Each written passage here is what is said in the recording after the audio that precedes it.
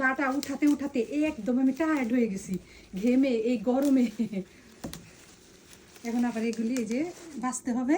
এগুলি তো আমরা সবাই জানি নাইফ দিয়ে সুন্দর করে, দেখেন কি নরম ডাটাগুলি, একেবারে কোনো নাইফও লাগে না। এই যে কেমন একদম নরম, এইভাবে পরে আমি বেছে নিব। আগে শুধু পাতাগুলি হলে ফেলে নিই।